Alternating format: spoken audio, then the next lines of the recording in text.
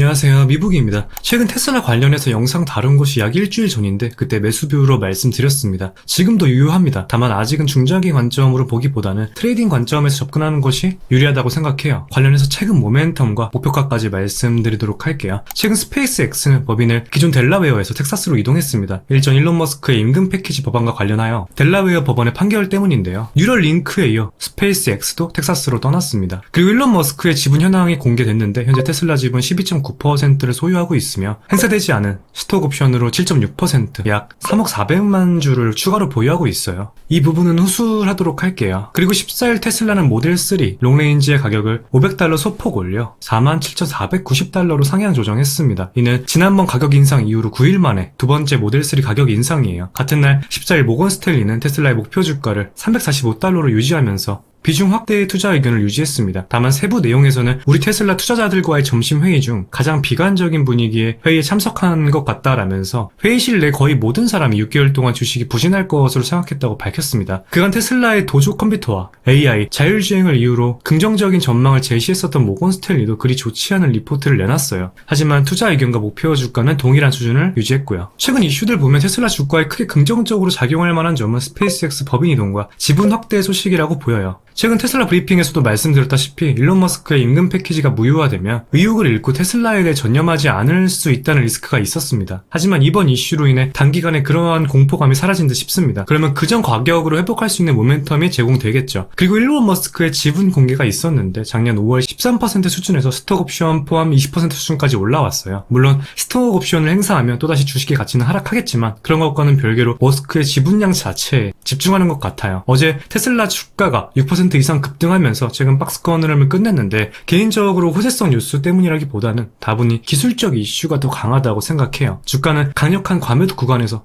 $180의 지지선을 만들었고 이후 박스권을 만들면서 기간 조정을 거쳤습니다. 갈만한 시기가 돼서 갔다고 생각을 합니다. 다만 그때 일론 머스크의 지분 확대 소식이 있었을 뿐이죠. 작년 1월 초 $100 부근 찍고 한 달 만에 $217 수준까지 반등할 때도 보면 이렇다 할 호재가 없었어요. 결국 저점에서 의미 있는 바행이 들어온 후 흐름이 전환이 됐는데 본질적인 가치가 변하지 않았던 것이 중요하다고 봅니다. 만약 테슬라의 본질적인 가치가 훼손이 됐다면 저는 매수하지도 않았을 거예요. 아시겠지만 테슬라는 전기차 산업의 패러다임을 바꿨으며 FSD 상용화를 앞두고 있어요. 성장성이 꺾인 것은 팩트이지만 금리 환경 영향이 컸고 노이즈성 악재들이 그간 주가 하방 압력을 가했다고 봐요. 중장기 관점으로 봤을 때 문제 없다고 생각합니다. AI를 다루고 있음에도 아직 확실한 AI 모멘텀은 받지 못하고 있는데 이는 시간 문제라고 보여요. 챗GPT로 예를 들면 AI를 직접적으로 전달해서 성장 모멘텀을 확보했지만 테슬라는 자동차나 로봇에서 이를 실현하기까지 시간이 필요합니다. 자율주행에 대한 인식 변화도 시간이 필요하다고 보이고요. 결국 반영이 언제 되는지에 달려있다고 보고 있고 지금은 기술적인 부분과 옵션 현황 파악하면서 장기 저항 돌파 체크하시면 좋을 것 같습니다. 이제 대응 관점에서 말씀드릴게요.